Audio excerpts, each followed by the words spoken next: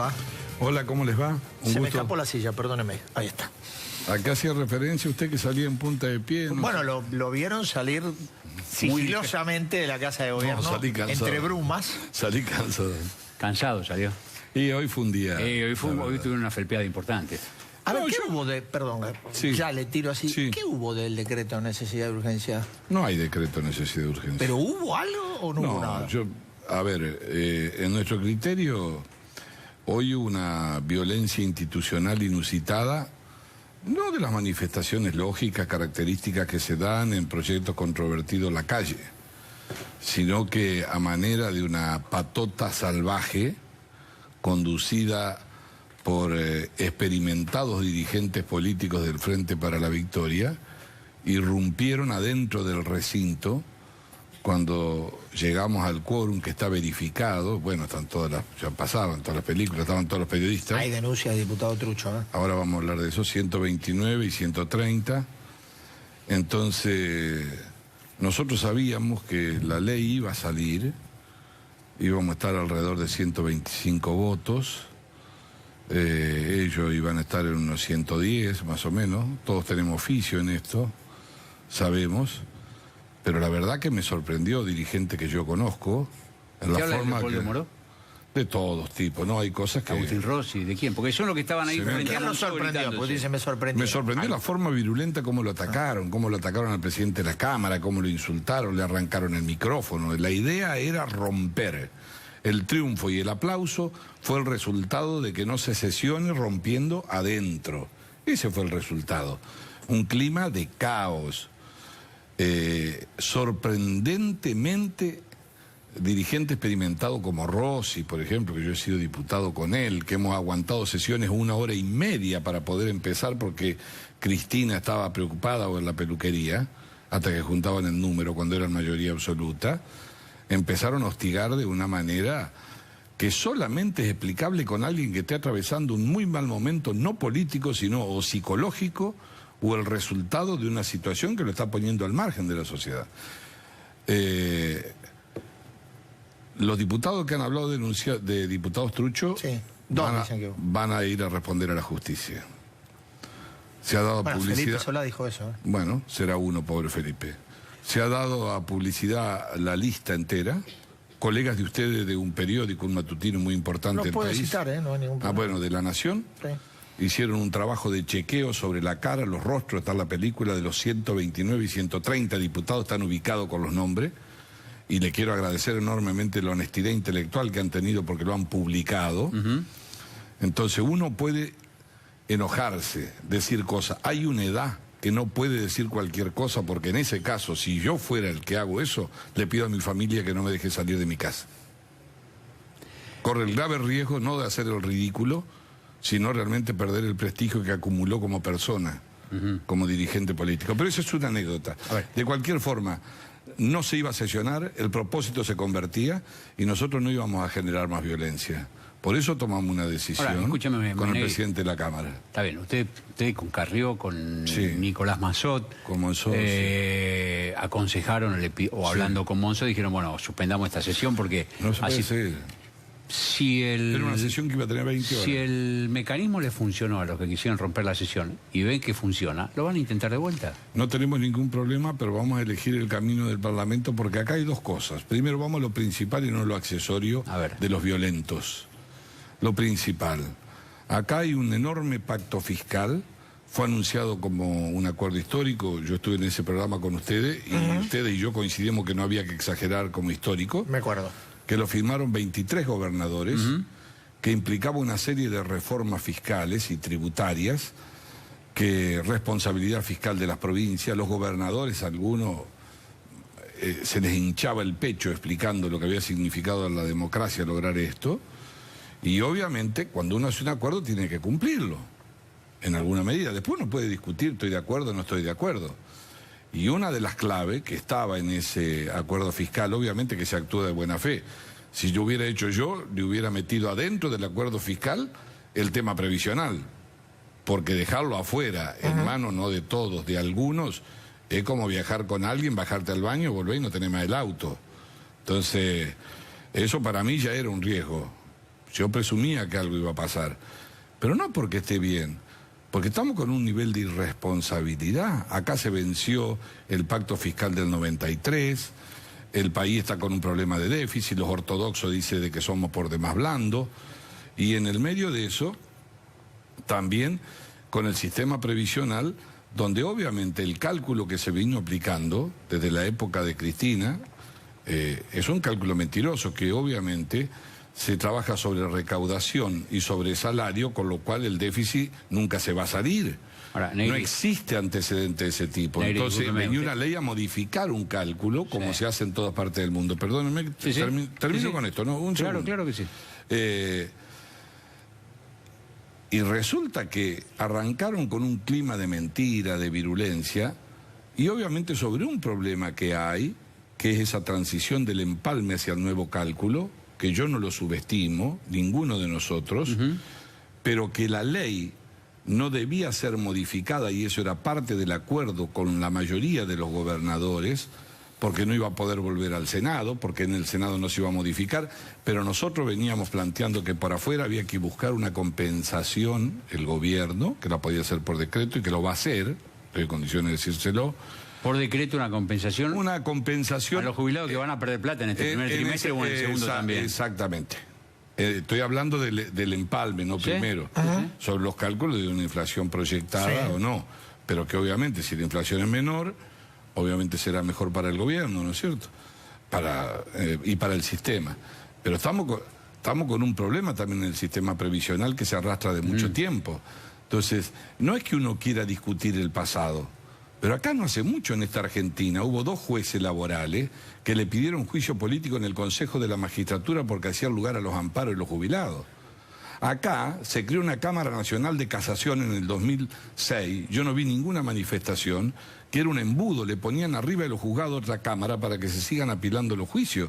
No le pagaban a uno, se murieron 300.000 jubilados en la Argentina esperando cobrar. Yo nunca vi que fueran a prenderle fuego al Congreso los que fueron hoy en nombre del progresismo. Ahora, que el gobierno tiene que tener desvelo por los jubilados, pero por supuesto que lo debe tener, y lo ha tenido, ¿alcanza? Todavía no alcanza, pero escúcheme, acaba el 82% móvil de la mínima no imponible. ¿Ustedes se acuerdan cuando Cristina habló por cadena nacional y dijo que era una irresponsabilidad haber votado el 82% móvil y lo vetó? En los momentos que la Argentina florecía y le entraba la plata por la ventana y la gastaban por cualquier lado. Entonces, no es que este gobierno sea el mejor del mundo. Acá hay problemas, pero un problema de esta dimensión como hay en el mundo, donde la relación aportantes es de 1,4 y cada día se achica más, y los pobres jubilados lo siguen pagando con los peores salarios, y tenemos casi 4 millones de informalidad. Está Smith, que sabe más que yo de eso, ¿no es cierto? Y si usted no le hace aporte, porque usted debe pagarle a los jubilados supuestamente con los aportes de los trabajadores, pero no le alcanza para eso.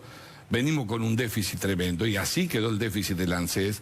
Cuando usted tuvo un fondo de sustentabilidad que auspiciaba fútbol para todo, o repartía computadoras que todavía están volando por el aire en algún lugar de la Argentina y nadie las ha podido encontrar, ¿no? O hacían festivales con el ANSES, ahí los jubilados ni se acordaban. Entonces, encauzar una discusión racional sobre el tema, que atienda a los jubilados, que están lejísimos de lo que deben cobrar, en los problemas de pobreza, debe hacerse con madurez, con responsabilidad. Y si yo, gobernador, firmo un acuerdo, estoy modificando, le estoy sacando primero la base del ingreso más importante del sistema previsional, que es ganancia, porque se vence y el artículo 104 lo doy debajo y ahora se va a distribuir entre todas las provincias. Solamente le dejo el impuesto al cheque. Estoy haciendo una modificación fiscal sustancial. Entonces, ¿cómo yo voy a firmar un acuerdo? No digo todos, y después voy a mirar al costado. No me voy a hacer cargo. Fallaron gobernadores, dice usted. Yo no quiero hacer juicios personales, pero está claro que es así. Y le quiero decir que nosotros estaban los votos igual para la ley, y hay colegas que lo han acompañado y son de provincia, de partido justicialista y todo. Pero la verdad es que ha tenido demasiada buena fe el gobierno en confiar, porque hay algunos, no todos, bajo mi responsabilidad, que no rompan la relación con el gobierno. Ay, querido mío, no tienen ningún problema, ¿eh? Ningún problema. 80.000 millones le sacaron al gobierno en bonos para compensarle a las provincias. Y hay que arreglar las cajas provinciales, ¿no?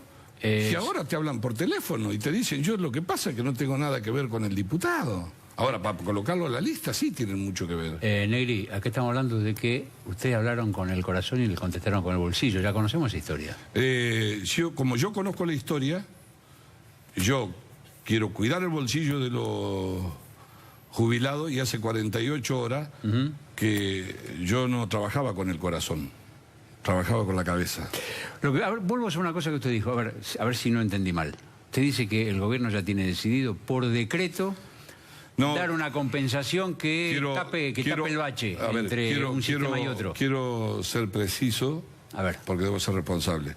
Cuando digo decreto quiero decir que no hace falta una ley, es una norma administrativa por la cual el gobierno puede compensar, porque el problema que usted va a tener después va a tener ajustes trimestrales, que yo creo que es mucho mejor, porque es cierto que todavía hay inflación, aunque vamos a la baja. El problema tiene que llegar hasta... Exactamente, y yo estoy convencido que cuando termine el anual del 2018, guarda, no es para aplaudir en un estadio, pero las jubilaciones no van a perder en el anual bajo la inflación. Pero como usted venía con un cálculo semestral, ¿no es cierto?, cada dos, como hacía Cristina y Moreno, ¿no? Y toda la gente la aplaudía, pero era con la maquinita que lo financiaban.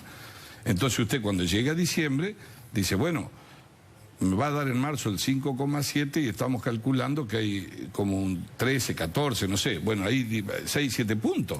Dice que es mucha plata. Entonces, debe ser significativo, no tengo el impacto real, pero bueno, ahora, eso se discute, se conversa, porque usted así lo vaya a recuperar después, tiene que ver un planteo de qué manera se puede hacer, pero no salir a atacar, además sin autoridad moral, cuando han dejado el país y a los jubilados arrumbados, mientras los familiares lo lloraban, y no plantear un debate serio, responsable. Hay 17 millones acá, y el sistema de previsión social está colapsado, es deficitario, con el 4% del PBI de déficit nos dejaron mientras tiraban la computadora por la ventana y hacían Papá Noel en las esquinas. Entonces, muchachos, si queremos un país en serio y quieren decir que hacen acuerdos históricos, lo que tenemos que actuar es con ese mismo grado de responsabilidad. Al gobierno le pueden decir lo que quiere, el gobierno aumentó la UH, el gobierno le puso el 82 a la mínima, no alcanza obviamente, el gobierno pagó los juicios de reparación histórica, 1.200.000, por supuesto que no son todos, falta mucho, pero esto inventaba en Cámara con la democratización de la justicia para parar los juicios y apelaban todo y lo mandaban a la corte mientras la gente hacía los velorios con los abuelos. Entonces, a ver, esto me hace acordar lo mismo que hacía Cristina con la foto de Santiago, ¿no? O rezando con el Papa. Entonces, acá lo que hay que actuar es sin hipocresía. Nadie es dueño de la verdad, ni el gobierno ni la oposición. Pero quiero decir que lo que hay en el medio y se puede perder es muy grande. Porque miren, venció el pacto fiscal del 93, es decir, que se volvió a foja cero. Está la reforma tributaria que está muy avanzada y con consenso en diputados. Tenemos que aprobar la ley de responsabilidad fiscal que se aprobó en el Senado. Hay que sacar el presupuesto, digamos, la economía, los números de lo que pueden modificar la economía, salir del déficit, generar empleo, por lo menos, aunque no se comparta nuestra expectativa, están en el Congreso. Entonces, usted no puede andar disparando a las provincias y hablando por teléfono y no actuando con transparencia. Insisto, no digo de todos, pero por favor, acá, si esto se cae, no digo lo que se reclame por un trimestre o el bono compensatorio que dé. Si el paquete fiscal de la reforma fiscal que la Argentina necesita se cae, los señores gobernadores tienen que preocuparse, porque el país se va a caer. Y si nosotros volteamos esto, salvo que creo que lo que querían algunos hoy, es para que se disparen, para que uno vaya y se raje de las LEVAC, otro compre dólares, para que volvamos a la Argentina que les gusta, la que les encanta, ¿no? Pero no la que dejaron. Entonces, nosotros elegimos el camino de la serenidad, no vamos a seguir en la violencia, vamos a tratar de reconstituir esa base de acuerdo, lo vamos a hacer en el seno del Congreso, estamos hablando con los gobernadores, con colegas diputados que actúan responsablemente, no importa el color político. Ahora, no nos van a llevar de pecho nunca más adentro del Congreso. Si quieren un ring, que vayan a Luna Par los días que se desocupe. Pero en la democracia, estos señores que tenían mayoría absoluta, que hicieron lo que quisieron durante 12 años, no van a venir a hablar como si no tienen pasado, no son dueños de la historia. Nunca llegaron. Siempre están por empezar. Eso es lo que pasa en la Argentina. Hay un punto de inflexión y es este diciembre, fíjense ustedes.